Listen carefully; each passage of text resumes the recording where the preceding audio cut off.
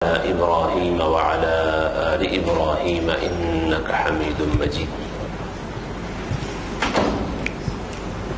أعوذ بالله السميع العليم وبوجهه الكريم وسلطانه القديم من الشيطان الرجيم الذين آتيناهم الكتاب يتلونه حق تلاوته أولئك يؤمنون به ومن يكفر به فأولئك هم الخاسرون.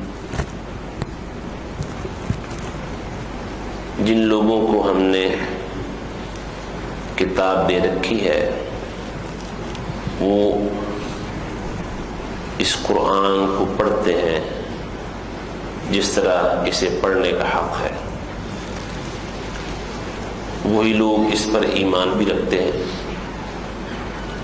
اور جس کسی نے اس کا انکار کر دیا تو وہی لوگ خسارہ پانے والے، گھاٹا پانے والے ہیں۔ قرآن مجید کے ساتھ حقیقی تعلق کیا ہے اور اس کے تقاضے کیا ہے، یہ ہماری آج کی گفتگو کا موضوع ہے۔ قرآن مجید کے حوالے سے اس پر ایمان اور تعلق کے حوالے سے دو جملے ہیں ہماری زبان کے سادے سے، ہم ان جملوں سے اپنی بات آگے شروع کرتے ہیں۔ ایک تو ہے قرآن مجید کو ماننا کہ یہ اللہ کی سچی کتاب ہے، اللہ کا کلام ہے، اللہ تعالیٰ نے اسے ہماری ہدایت کے لیے اتارا ہے، یہ قرآن کو ماننا۔ اور ایک ہے قرآن کی ماننا، اس کی باتیں ماننا۔ یہ دونوں باتیں ہی ضروری ہیں۔ ہماری جو مسلمانوں کی حالت ہے اس وقت زیادہ تر وہ یہ ہے کہ قرآن کو مانتے ہیں اس حد تک کہ یہ اللہ تعالیٰ کی کتاب ہے، سچی کتاب ہے۔ اگر کہیں پتہ چل جائے کہ کسی نے قرآن کی توہین اور گستاخی کی ہے، صرف پتہ چل جائے، اس نے کی ہے یا نہیں کی، اس کی تحقیق کی ضرورت بھی نہیں ہوتی، اور جناب لٹھ لے کے اس کے پیچھے چڑھ دوڑتے ہیں، قرآن کی توہین کی۔ اور ایسے بہت سارے واقعات ہمارے ہاں موجود ہیں کہ حقیقت کچھ نہیں تھی، کسی شخص نے ذاتی بدلہ اور انتقام لینے کے لیے، ذاتی رنجش تھی، اس کی بڑاس نکالنے کے لیے اس طرح کا شوشہ چھوڑا کہ اس نے قرآن کی توہین اور گستاخی کی ہے۔ لوگ ایسے لٹھ لے کے چڑھ دوڑے کہ مار مار کے لاٹھیاں اس آدمی کو موقع پر ہی ختم کر دیا۔ یہ قرآن کو اللہ کی کتاب مانتے ہیں، ہماری اکثریت کی حالت یہ ہے، بس اتنا ہی۔ قرآن کی نہیں مانتے، ہماری اکثریت ایسی ہے، قرآن کی تعلیمات اور ہدایات ان پر عمل کرنا اور انہیں ماننا یہ یوں سمجھ لے کہ جیسے شجرہ ممنوعہ ہم نے قرار دے رکھا ہے کہ اس درخت کے قریب نہیں جانا۔ اور دنیا میں ایسے لوگ بھی موجود ہیں جو قرآن کو نہیں مانتے، اللہ کی سچی کتاب نہیں مانتے، لیکن قرآن کی باتیں مانتے ہیں۔ بہت سارے غیر مسلم ایسے ہیں جو قرآن مجید پر ایمان نہیں لائے، لیکن قرآن پڑھتے ہیں، اس میں زندگی کے جو حقائق اور اس کے بارے میں جو ہدایات یا تعلیمات ہیں ان پر وہ عمل کرتے ہیں۔ اس پر ایمان لا کر نہیں کہ اس کو اللہ کی کتاب مان لیں، تسلیم کر لیں اور اللہ کے نبی صلی اللہ علیہ وآلہ وسلم کی امت میں شامل ہو جائیں، ایسا نہیں ہے۔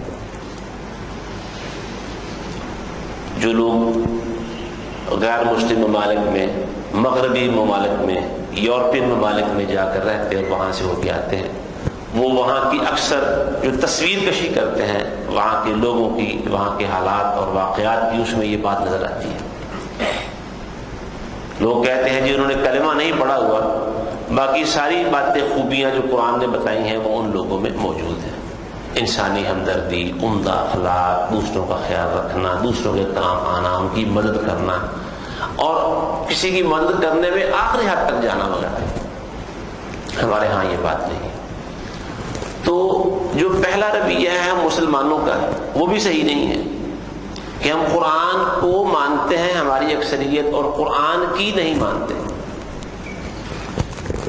کیونکہ اصل اگر قرآن کو مانا ہے اور اس کی باتیں نہیں ماننا تو اس ایمان کا فائدہ کیا ہے؟ اس ماننے کا اور نہ ماننے کا پھر فرق کیا ہے؟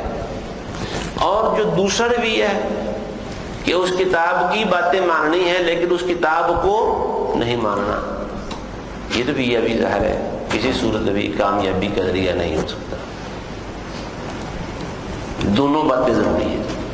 قرآن مجید کو ماننا یہ اللہ کی سچی کتاب ہے، اللہ نے اتاری تھی محمد رسول اللہ صلی اللہ علیہ وآلہ وسلم کے قلب مبارک پر، جبریل امین لے کے آئے تھے. یہ اللہ کا کلام ہے اور یہ معجزہ ہے. اس کا پڑھنا بندگی ہے، عبادت ہے، اجر و ثواب کا ذریعہ ہے. اس کی نری تلاوت اگر انسان کو ترجمہ اور مفہوم نہ بھی آتا ہو، اس کی نری تلاوت یہ بڑے فوائد برکات کا ذریعہ ہے، اللہ رب العزت کی عظیم بندگی ہے. یہ قرآن کو ماننا ہے. اور پھر قرآن کی ماننا، اس پہ جو ہدایات اللہ رب العزت نے دی ہیں ممکن حد تک انہیں جاننے اور سمجھنے کی کوشش کرنا اور ان پر عمل پیرا ہونا اور اس دعوت کو آگے دوسروں تک پہنچانا، دوسروں کو اس کتاب کے ساتھ جوڑنا اور اس کتاب کو اپنے معاشرے میں، اپنے گھر اور ماحول میں فروغ دینا، اس کی تعلیمات پھیلانے کی کوشش کرنا. یہ ہے وہ ایک خلاصہ اس کے ساتھ حقیقی تعلق ہے. یہ سورہ بقرہ کی جو آیت پڑھی ہے اللہ رب العزت نے اہل کتاب کے حوالے سے یہاں یہ بات فرمائی ہے. یہودی خاص طور پر مدینہ میں آباد تھے اور عیسائی بھی اس طرح کے تھے، تو ان کی مذمت پہلے چل رہی ہے، ان کی خرابیاں اور اخلاقی کوتاہیوں کا، بگاڑ کا ذکر ہے. پھر ان نے اچھے لوگوں کی تعریف کی ہے، الذین آتیناہم الکتاب یتلونہ حق تلاوتہ، جن لوگوں کو ہم نے پہلے کتاب دے رکھی تھی، یہود و نصارہ، ان میں ایسے لوگ ہیں جو اس کتاب کی تلاوت کرتے ہیں جیسے تلاوت کرنے کا حق ہے. اب یہ کیا ہے تلاوت کرنے کا حق؟ یہاں ہمارے حافظ صلاح الدین یوسف صاحب حفظہ اللہ نے اپنے تفسیر احسن البیان میں اس نقطے کو واضح کیا ہے کہ یہ جو اللہ نے فرمایا ہے وہ اس کتاب کو اس طرح پڑھتے ہیں جس طرح پڑھنے کا حق ہے. اس سے کیا مراد ہے؟ ایک مطلب تو اس کا یہ ہے کہ اسے خوب توجہ اور غور سے پڑھتے ہیں، دھیان کے ساتھ پڑھتے ہیں. جنت کا ذکر آتا ہے تو اللہ تعالیٰ سے جنت کا سوال کرتے ہیں. جہنم کا ذکر آتا ہے تو اللہ تعالیٰ کے عذاب سے اللہ کی پناہ طلب کرتے ہیں. اور رسول اللہ صلی اللہ علیہ وسلم کی یہ تو عام سنت تھی. آپ نمازوں میں، نفلی نمازوں میں، نوافل میں، تہجد وغیرہ میں جب قرآن پڑھتے یا عام قرآن پڑھتے تو جہاں بھی اللہ تعالیٰ کی رحمت کا ذکر ہوتا آپ اللہ سے اس کی رحمت کا سوال کرتے تھے. اور جہاں جہنم کا، اللہ کے غصے اور عذاب کا ذکر ہوتا آپ صلی اللہ علیہ وآلہ وسلم وہاں رک کر اس عذاب سے اللہ کی پناہ طلب کیا کرتے تھے. ایک تو معنی اس کے یہ ہو گئے. دوسرے معنی یہ ہے کہ اس کے حلال کو حلال جانتے ہیں اور حرام کو حرام جانتے ہیں. قرآن کے حلال و حرام پر پورا ایمان ہے. جب قرآن مجید کے حلال و حرام پر ایمان ہوگا تو پھر وہ حلال پر ہی رہیں گے، حرام کی طرف نہیں جائیں گے. اللہ نے اپنی کتاب میں جن چیزوں کو حرام قرار دیا ہے پھر ان کی طرف نہیں جائیں گے، حلال پر ہی کفایت کریں گے، قناعت کر لیں گے. ایک یہ معنی ہو گیا. ایک معنی یہ ہے کہ اس کتاب میں جو کچھ تحریر ہے، جو باتیں اللہ نے اس کتاب میں بیان فرمائی ہیں وہ لوگوں کو بتاتے ہیں، کوئی بات چھپاتے نہیں. یہودیوں کا کام یہ تھا نا کہ جو اللہ کی کتاب ان پر نازل ہوئی تھی اس کی بہت ساری باتوں کو چھپا رہے تھے مدینہ کے یہودی اس وقت، اور آج تک بھی یہ صورتحال ہے. خاص کر وہ باتیں جو آخری پیغمبر صلی اللہ علیہ وآلہ وسلم پر ایمان لانے کے حوالے سے تھی انہیں چھپا رہے تھے وہ. تو اللہ نے کہا کہ پہلی امتوں میں سے جو اللہ تعالیٰ کی کتاب کی صحیح طرح سے تلاوت کرتے ہیں، وہ اس پر ایمان لائے ہیں، تو حق کیا ہے تلاوت کرنے کا کہ وہ اللہ تعالیٰ کی کتاب کی باتیں چھپاتے نہیں ہیں، واضح کرتے ہیں، بیان کرتے ہیں. ایک یہ معنی بھی کہ اس کی تمام محکم باتوں پر عمل کرتے ہیں، یعنی اللہ نے جو احکام دیے ہیں ان پر عمل کرتے ہیں، اور متشابہات پر ایمان رکھتے ہیں، یعنی جو باتیں سمجھ میں نہیں، قرآن کی کئی باتیں ایسی ہیں جن کو متشابہات کہتے ہیں، ان میں اللہ تعالیٰ کی کئی صفات ایسی ہیں، آخرت اور تقدیر کے حوالے سے بعض باتیں ایسی ہیں جن کو متشابہات کہا گیا ہے، تو ان پر ایمان رکھتے ہیں متشابہات پر، اور جو باتیں سمجھ میں نہ آئیں وہ علماء سے پوچھ لیتے ہیں، جی اس آیت کا مطلب سمجھ میں نہیں آیا، آپ ہمیں سمجھا دیں۔ اور پھر آخری بات یہ کہ اس کتاب کی سب باتوں کی وہ پیروی کرتے ہیں، اتباع کرتے ہیں۔ یہ جو اتباع ہے یہ بہت ضروری ہے، اللہ تعالیٰ نے اس کا حکم بھی دیا قرآن مجید میں، وَإِذَا قِيلَ لَهُمُ اتَّبِعُوا مَا أَنزَلَ اللَّهُ، اللہ نے جو کچھ اتارا ہے اس کی اتباع کرنی ہے۔ اتبعوا ما انزل الیکم من ربکم، رب کی طرف سے جو کچھ تم پر اتارا گیا ہے اس کی اتباع کرو، پیروی کرو، اس کی اتباع کرتے ہیں۔ تو قرآن مجید کی اتباع کرنا، تلاوت، ظاہری الفاظ کی تلاوت کے حوالے سے بھی یہ بات ذہن میں رکھیں کہ قرآن مجید کی تلاوت کا جو حق ہے وہ یہ کہ اسے خوبصورتی سے پڑھنے کی کوشش کی جائے۔ یہ بات ہمارا ایمان ہے، یقین سے سب لوگ کہیں گے، اور قرآن میں اللہ نے یہ بات واضح بھی کی ہے، اللہ نے جو کتاب اتاری ہے یہ اپنے ظاہری الفاظ کے لحاظ سے بھی بہت خوبصورت ہے، اور اپنے معنی و مفہوم کے لحاظ سے بھی بہت خوبصورت ہے، یعنی ظاہری طور پر بھی اس میں حسن ہے، الفاظ میں، جملوں میں خوبصورتی ہے، اور ان الفاظ میں، ان جملوں میں جو ہدایات اور تعلیمات ہیں وہ بھی بہت خوبصورت ہیں۔ یہ احسن چیز، اللہ نزل احسن الحدیث، اللہ نے بہترین بات اتاری ہے۔ تو جو کتاب اللہ نے خوبصورت اتاری ہے، اللہ نے اسے خوبصورتی سے خود پڑھا تھا، ورتلناہ ترتیلا، اللہ نے اس قرآن کو خوبصورتی سے پڑھا ہے، اور جیسے جیسے جبریل امین اللہ تعالیٰ کا کلام اللہ سے سن کر آتے، ویسے ویسے ہی آ کے رسول اللہ صلی اللہ علیہ وسلم کو سناتے تھے، اور اللہ تعالیٰ وہ کتاب آپ کے سینے میں اسی طرح محفوظ کر دیتا۔ ہم کوئی چیز ریکارڈ کرنی ہو تو پہلے وہ ٹیپ ریکارڈ ہوتے تھے، کیسٹ، اب دوسری چیزیں آ گئی ہیں ریکارڈنگ کے لیے، آواز کی ریکارڈنگ، تصویر کی ریکارڈنگ وغیرہ کے لیے مختلف نئی نئی چیزیں آ گئی ہیں۔ تو جب مقرر تقریر کر کے فارغ ہوتا تو کیسے لگا کے سن لیتا ہے، جی اس میں یہ بات موجود ہے۔ کبھی کبھار ایسا بھی ہوتا تھا کہ وہ کیسٹ میں، ٹیپ ریکارڈر میں کوئی نہ کوئی خرابی ہوتی تھی تو ریکارڈنگ صحیح نہیں ہوتی تھی، لیکن اللہ رب العزت کا ایک ایسا، اس کی قدرت کا کرشمہ کہ جبریل امین اللہ تعالیٰ کی وحی لے کے رسول اللہ صلی اللہ علیہ وسلم کو لا کے سناتے، فارغ ہوتے، جب وحی کی کیفیت دور ہوتی تو مکمل طور پر وہ وحی پوری کی پوری رسول اللہ صلی اللہ علیہ وآلہ وسلم کو یاد ہو چکی ہوتی تھی مکمل۔ اور پھر اللہ تعالیٰ نے فرمایا وَرَتِّلِ الْقُرْآنَ تَرْتِيلًا، اس قرآن کو خوبصورتی کے ساتھ پڑھنا ہے۔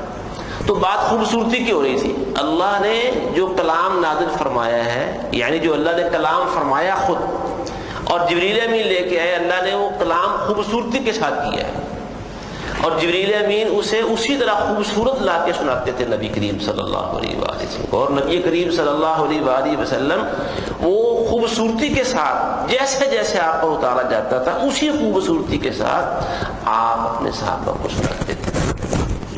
اور اس کی ایک مثال میں آپ کو سامنے رکھتا ہوں، سیدنا عبداللہ ابن مسعود رضی اللہ تعالی عنہ، کسی شخص سے قرآن سنانا، اور یہ پتہ ان کی شان کیا ہے، آپ سب متوجہ ہیں، نیند تو نہیں آ رہی جی؟ یہ خوبصورتی کی، قرآن کی خوبصورتی کی بات ہو رہی ہے۔ حضرت عبداللہ ابن مسعود وہ صحابی ہیں جن کے بارے میں نبی کریم صلی اللہ علیہ وآلہ وسلم نے فرمایا تھا کہ جو شخص یہ چاہتا ہے کہ قرآن مجید ویسے پڑھے جیسے اللہ نے اتارا ہے، اسے چاہیے کہ عبداللہ بن مسعود کے طریقے پہ قرآن پڑھا کرے۔ یہ عبداللہ ابن مسعود رضی اللہ تعالی عنہ کے قاری قرآن ہونے کی سند رسول اللہ نے دی ہے، ان کے طریقے پہ پڑھا کرے۔ ان کی موجودگی میں ایک شخص نے سورہ توبہ کی آیت پڑھی، غالباً 60 نمبر آیت ہے، انما الصدقات للفقراء والمساکین. حضرت عبداللہ بن مسعود کہنے لگے نہیں بھی اللہ کے نبی علیہ الصلوۃ والسلام نے ہمیں یہ آیت اس طرح تو نہیں پڑھائی تھی جیسے تم نے پڑھی ہے. اللہ کے نبی علیہ الصلوۃ والسلام نے یہ آیت ہمیں اس طرح پڑھائی تھی انما الصدقات للفقراء والمساکین. مد بڑی مد کہتے نا، کہتے اللہ کے نبی علیہ السلام نے ہمیں یوں مد کھینچ کے لمبا کر کے پڑھا تھا اس طرح. حالانکہ یہ لمبا کرنے سے اور جیسے میں نے پہلے پڑھا ہے للفقراء والمساکین، دونوں طریقوں میں پڑھنے سے مطلب میں فرق نہیں پڑتا. انما الصدقات للفقراء والمساکین میں فقراء کا معنی وہی ہے، اور جب پڑھیں گے انما الصدقات للفقراء لمبا کر کے تب بھی مطلب وہی ہے، کوئی فرق نہیں پڑا. لیکن چونکہ رسول اللہ صلی اللہ علیہ وسلم نے یوں کھینچ کے پڑھا ہے مد کے ساتھ، اور آپ نے ایسے کیوں پڑھا؟ اس لیے کہ آپ کو پڑھایا ہی ایسے گیا تھا اللہ کی طرف سے. اس لیے حضرات میں اس واقعے کے ساتھ یہ عرض کرنا چاہ رہا ہوں کہ قرآن مجید کے ساتھ جو حقیقی تعلق ہے اس کے تقاضوں میں سے ایک تقاضا یہ بھی ہے کہ اسے خوبصورتی سے پڑھنے کی کوشش کی جائے. اور اگر کوئی صاحب یہ سمجھتے ہیں کہ میرے پڑھنے میں